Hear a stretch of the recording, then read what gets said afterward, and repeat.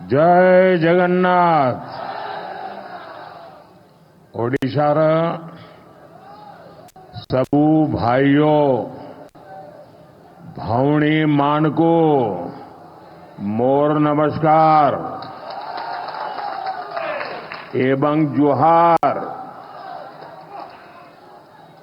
ओडिशार मोर सबू परिवारजन मां मौसी भाई भौणी जूब साथी मानकू शुभेच्छा ओ अभिनंदन। 5 दिन पहले मुझे दिल्ली में उड़ीसा पर्व इस शानदार समारोह में शामिल होने का अवसर मिला था और बहुत बढ़िया मसाले वाली चाय भी पी थी।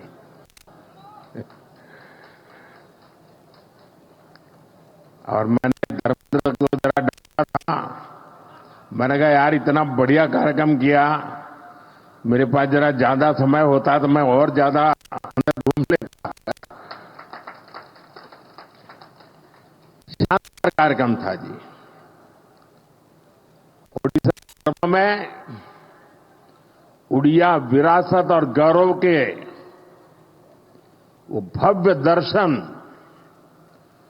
उड़ीसा के लोगों का स्नेह और अपनापन, वो मेरे लिए बहुत ही यादगार पल है।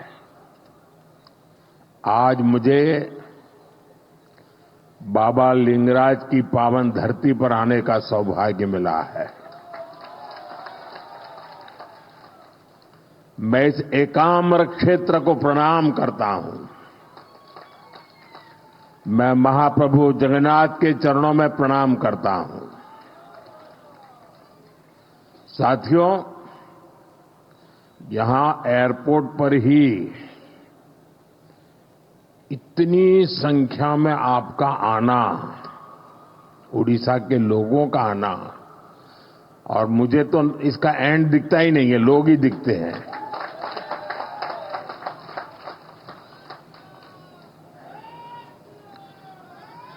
आपके इस प्यार के लिए मैं आपका बहुत आभारी हूं।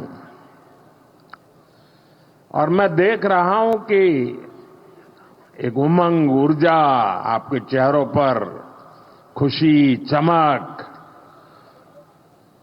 मैं देख भी रहा हूं, मैं अनुभव कर रहा हूं। और ये चमक बता रही है कि महाराष्ट्र चुनाव के नतीजों ने, हरियाणा के चुनाव के नतीजों ने, और इन दिनों देश भर में जो उपचुनाव हुए उससे जो नतीजे आए हैं, पूरे देश में कैसा विश्वास भर दिया है, ये मैं आपके आंखों में देख रहा हूं। आप देखिए, उड़ीसा ने शुरुआत की, फिर हरियाणा, फिर महाराष्ट्र, और यही तो भाजपा की विशेषता है और यही हमारे कार्यकर्ताओं का सामर्थ्य है, हमारी पार्टी के कार्यकर्ताओं का सामर्थ्य है। विपक्षी दल बीजेपी सरकार के खिलाफ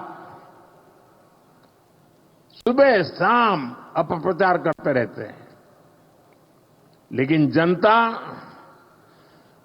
बीजेपी सरकार के कामों को देखकर उन्हें आशीर्वाद देने खुद मैदान में दौड़ पड़ती है। आप याद करिए, चुनाव से कुछ महीने पहले तक बड़े बड़े पॉलिटिकल एक्सपर्ट्स ओडिशा में बीजेपी को पूरी तरह से खारिज कर रहे थे। ये लोग कह रहे थे कि उड़ीसा में बीजेपी इतनी बड़ी ताकत बन ही नहीं सकती कि वो अपने आप अपने बलबूते पर सरकार बना ले। लेकिन जब परिणाम आए तो सारे के सारे अपने आप को बड़ा तीसमार खा मानते थे। वो लोग हैरान हो गए, क्योंकि उड़ीसा के लोगों ने भाजपा की केंद्र सरकार के कामों को और दिल्ली में बैठते हुए भी उड़ीसा के लोगों के साथ जो अपनापन का नाता, सुख दुख का साथ, ये 10 साल में उड़ीसा के गांव गांव, घर घर ये बात पहुंच चुकी थी। जब राज्य में हमारी सरकार भी नहीं थी, हमारी योजनाओं के नाम भी बदल दिए जाते थे, सब कुछ होता था, फिर भी ओडिशा के विकास के लिए पूरी लगन और ईमानदारी से हम लगातार काम करते रहे। केंद्र सरकार ने, और मैं कहता हूं भारत सरकार के मंत्रिपरिषद में जितना उड़िया का प्रतिनिधित्व रहा है, पहले कभी नहीं रहा। और केंद्र सरकार ने कभी ये नहीं सोचा कि यहां पर जो सरकार है वो हमारे साथ है नहीं है, कार्यकर्ताओं को अच्छा लग रहा है बुरा लगता है, हम नहीं सोचते।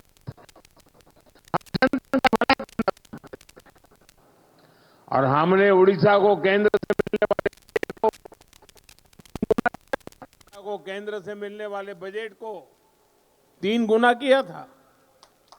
हमने उड़ीसा के लिए नई नई योजनाएं बन चलाई, यहां वर्ग हर समाज की समान भाव से सेवा की, और इसलिए उड़ीसा की जनता बीजेपी की नीतियों को और कार्यशैली को भली भांति जान पाई, उनका एक विश्वास पैदा हुआ और दिल खोलकर हमें आशीर्वाद दिया।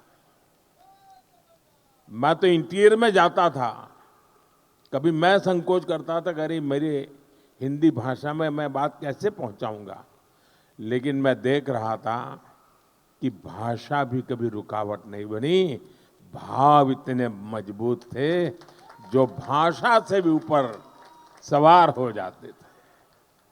साथियों, मुझे पहले सीएम के रूप में गुजरात की सेवा करने का मौका मिला, फिर पीएम के रूप में देश की जनता का सेवा करने का मौका मिला, और आप सबने, देशवासियों ने तीसरी बार एक सरकार बनाई। मैं दुनिया में जहां भी जाता हूं, सारा दुनिया के लोगों को लगता है भाई क्या बात है, हिंदुस्तान के लोग 140 करोड़ का देश, इतना बड़ा देश, और लगातार एक सरकार को बार बार चुनता जा रहा है। हम 14 में आए, 19 में आए, उससे दुनिया में जितना प्रभाव था 24 में उससे अनेक गुना ज्यादा हो गया है। और साथियों, जब मैं सीएम पीएम के रूप में काम करता रहा, मैंने राजनीति के अलग अलग रंग देखे हैं, मैंने उसके तरीके भी देखे हैं, और मैं मानता हूं कि राजनीति में नीतिगत विरोध ये बहुत स्वाभाविक है, ये लोकतंत्र का स्वभाव है। किसी भी निर्णय को लेकर अलग अलग मत हो सकते हैं, राजनीतिक दल अपने हर तरह के विचार जनता के बीच ले जाते हैं, और पूरा अवसर होता है जनता को प्रशिक्षित करने का। हर राजनीतिक दल को राजनीतिक विचार को हक होता है। और ये अधिकार का भरपूर उपयोग कर भी सकते हैं। राजनीतिक दल अपनी बात जनता के बीच पहुंचाने के लिए, जनता को जागरूक करने के लिए आंदोलन भी करते रहते हैं। लोकतंत्र की, संविधान की मर्यादाओं में रह करके अपने विचार को प्रकट भी करते हैं। और आंदोलन पहले भी होते थे, आंदोलन आज भी होते हैं, लेकिन पिछले कुछ समय से एक बहुत बड़ा बदलाव आप सभी महसूस कर रहे होंगे। भारत की संविधान की भावनाओं के उसे कुचल दिया जाता है। लोकतंत्र की सारी मान मर्यादाओं को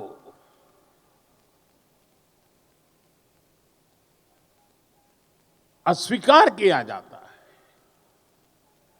जो लोग सत्ता को अपना जन्मसिद्ध अधिकार समझते हैं, उनके पास केंद्र की सत्ता पिछले एक दशक से वो खो चुके हैं। और पहले दिन से देश की जनता किसी और को आशीर्वाद दे, इसका गुस्सा जनता के ऊपर भी है। इस स्थिति ने उनके अंदर इतना गुस्सा भर दिया है कि वो देश के खिलाफ साजिश करने में जुटे हैं। ये लोग अपना गुस्सा जनता पर ही निकालने लगे हैं। देश को गलत दिशा में ले जाने के लिए उन्होंने लोगों को गुमराह करना शुरू कर दिया। उनकी झूठ और अफवाह की दुकान पिछले 10 साल से चल रही है।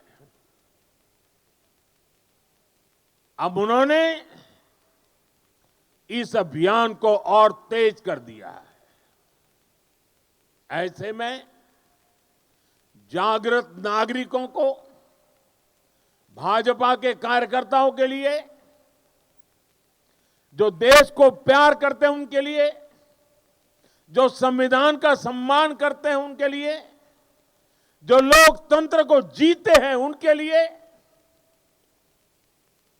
ऐसे लोगों की हरकतें, उनके इरादे, उनके कारनामे बहुत बड़ी चुनौती बनते जा रहे हैं। और इसलिए मैं सभी देशवासियों से कहना चाहूंगा, लोकतंत्र के प्रति समर्पित हर कार्यकर्ता को कहना चाहूंगा, हमें हर पल सतर्क रहना है और लोगों को जागरूक करते रहना है। हमें हर झूठ को बेनकाब करना है। सत्ता के ये भूखे लोग जनता से सिर्फ झूठ बोलते आए हैं। जब इनका एक झूठ लोगों पर काम नहीं करता, तो उससे बड़ा दूसरा झूठ गढ़ते हैं। ये अपने कार्यकर्ताओं को भी झूठा दिलासा देने के लिए यही कर रहे हैं।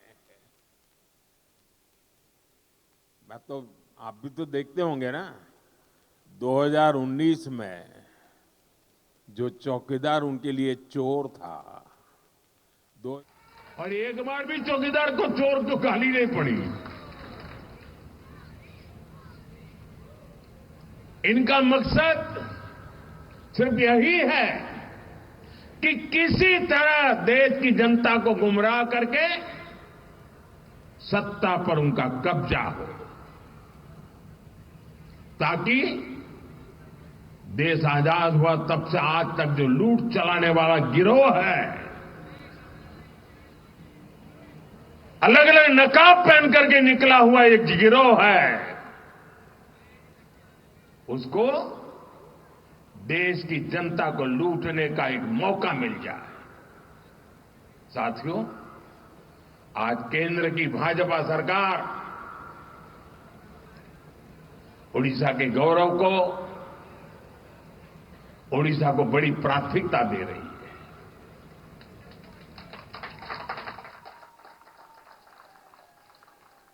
इसी महीने ओडिशा में आप सभी ने बाली यात्रा का भव्य आयोजन किया, सफल आयोजन किया है।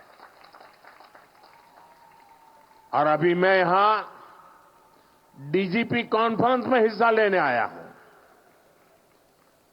और आप में से बहुत लोगों को आश्चर्य, यहां के मीडिया के लोगों को भी आश्चर्य होगा। हमारे देश में लगभग 125 साल से ये डीजीपी कॉन्फ्रेंस चल रहा है, हर वर्ष हो रहा है। 125 साल से, अंग्रेजों के जमाने से चल रहा है। 125 साल से डीजीपी कॉन्फ्रेंस चल रहा है, उड़ीसा में पहली बार हो रहा है। देश भर के इस क्षेत्र के जो प्रमुख लोग हैं, वो 2 दिन यहां बैठ करके महाप्रभु जी की इस पवित्र धरती से प्रेरणा लेकर के अपने अपने क्षेत्र में जाने वाले हैं।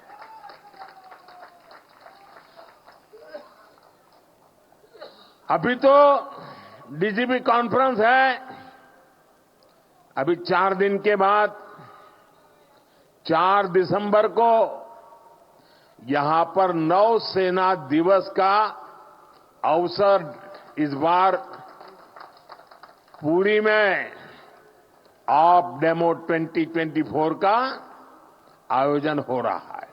ये भी अपना अपना बहुत बड़ा अवसर होता है।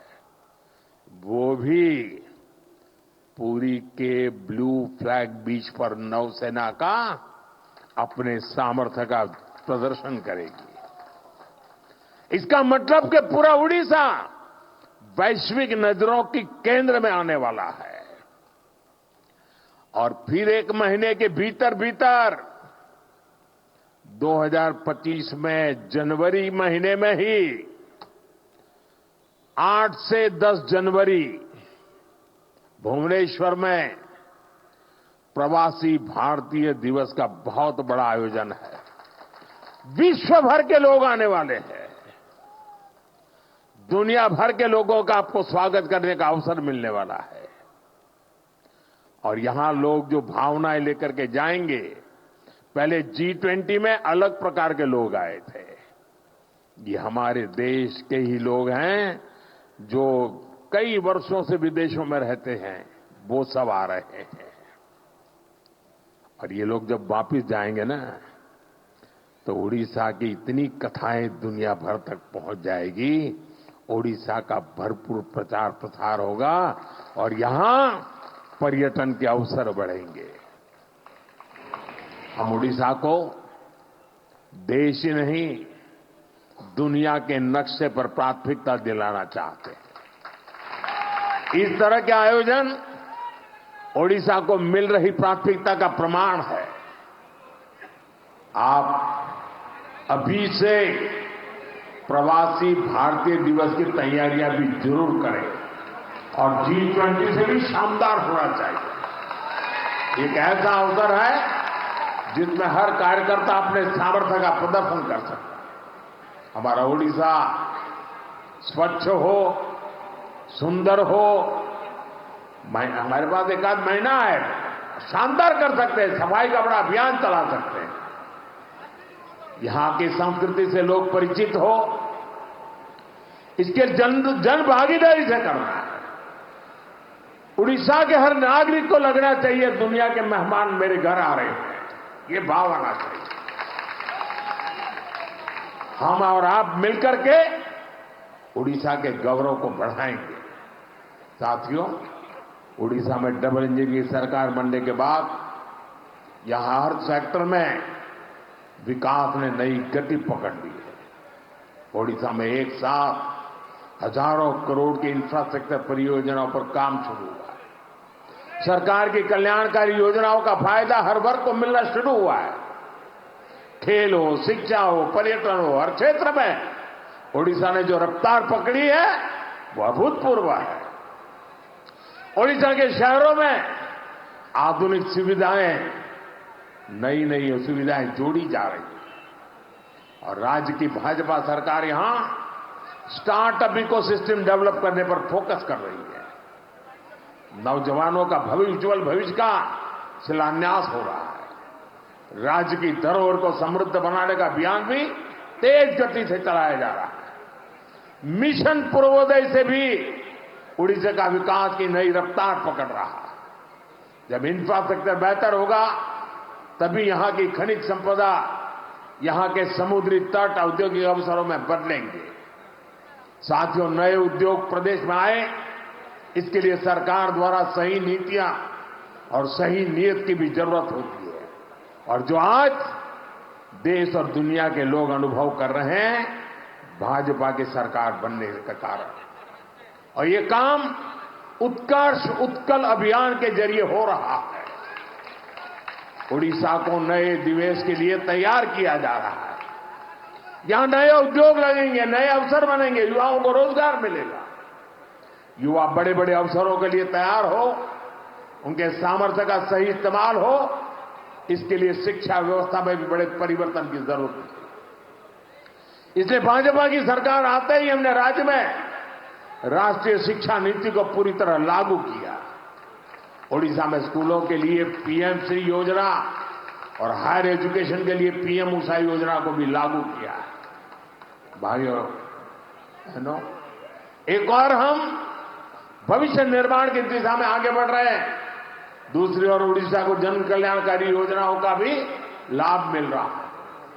उड़ीसा के लाखों गरीब परिवारों को पक्का मकान देने का अभियान तेजी से आगे बढ़ रहा है। हर घर तक पानी पहुंचाने के लिए हमारी सरकार मिशन मोड में काम कर रही है। गरीबी के खिलाफ लड़ाई, गरीब के जीवन स्तर को बेहतर बनाने के प्रयास और पूरी ताकत से तेज किए गए। साथियों, उड़ीसा के लोग हमारी सरकार आने के बाद एक और बड़ा अंतर देख पा रहे हैं। हमारे मुख्यमंत्री मोहन चरण मांझी जी आज उड़ीसा के अलग अलग हिस्सों का दौरा कर रहे हैं। उड़ीसा को पहली बार गांवों में पता चलता है कि मुख्यमंत्री गांव में भी कभी आते हैं। जनता से जुड़ना और जनता के बीच जाकर उनकी समस्याओं को समझना, यही भाजपा की परंपरा है, भाजपा की संस्कृति। साथियों, बीजेपी की सरकारें इतनी सफल इसलिए होती है क्योंकि हमने इस देश की आधा आबादी महिलाएं, उनके विकास पर भी उतना ही तवज्जो दिया है, उतना ही महत्व दिया है। ओडिशा में भी हमारी सरकार बनते ही माताओं बहनों के लिए कई बड़े कदम उठाए गए हैं। माता सुभद्रा का आशीर्वाद लेकर हमने सुभद्रा योजना शुरू की। ये योजना महिला सशक्तिकरण की पहचान बनेगी। जब हमारी माताएं बहनें आर्थिक रूप से सशक्त होगी तो राज्य की अर्थव्यवस्था में उनका योगदान बढ़ेगा। मुझे खुशी है कि बीजेपी के प्रयासों से ओडिशा की आदिवासी बेटी द्रौपदी मुर्मू जी आज देश की राष्ट्रपति है। इससे पूरे देश के आदिवासी समाज का गौरव बढ़ा है। मुर्मू जी के देश के सर्वोच्च पद पर आसीन होने से हर वर्ग की बेटियों में आत्मविश्वास बढ़ा है। एक आदिवासी बेटी की यात्रा आने वाली कई पीढ़ियों तक प्रेरित करेगी। साथियों, ओडिशा में जनजातीय कल्याण के लिए कई महत्वपूर्ण कदम उठाए गए। ओडिशा के 13 आदिवासी समुदायों को पीएम जनमन योजना का लाभ मिल रहा है। आदिवासी बच्चों की पढ़ाई बीच में न छूटे, इसके लिए उनके घर के पास ही स्कूल की सुविधा देने का प्रयास किया जा रहा है। उड़ीसा के आदिवासी बहुल इलाके में एकलव्य मॉडल आवासीय स्कूल खोले गए। साथियों, चुनाव के समय मोदी ने आपको कहा था कि जो गारंटी मैं दूंगा उसे तेजी से पूरा किया जाएगा। आज उड़ीसा में हमारी सरकार हर गारंटी को पूरा करने के लिए काम कर रही है। अब ओडिशा में धान की खरीदारी 3,100 रुपये प्रति क्विंटल में की जा रही है। इसके लिए राज्य सरकार के बजट में 5,000 करोड़ रुपए की व्यवस्था की गई। पिछले हफ्ते राज्य सरकार ने बरगढ़ जिले से बढ़ी हुई दर से धान खरीदना शुरू कर दिया। इसी तरह हम अपनी हर गारंटी को तेजी से पूरा कर रहे हैं। इसलिए मैं फिर कहूंगा, मोदी की गारंटी यानी गारंटी पूरी होने की गारंटी। साथियों, हम हमारे संकल्पों को पूरा करेंगे, विकसित ओडिशा के लिए काम करेंगे और मैं आपका उत्साह और उमंग देख रहा हूं। जो सपने लेकर के हम चले हैं उसके लिए मेहनत में कोई कमी नहीं करेंगे, रखेंगे। आप सब यहां आए, इसके लिए मैं एक बार फिर आप सबका आभार व्यक्त करता हूं। दरअसल तो मैं एक आज सरकारी मीटिंग के लिए आया हूं, लेकिन हमारे धर्मेंद्र जी वगैरह ने तय किया नहीं, हम तो चाहते हैं, तो मुझे अच्छा लगा आप सबके दर्शन करने का मुझे मौका मिल गया। आप सबका बहुत बहुत धन्यवाद।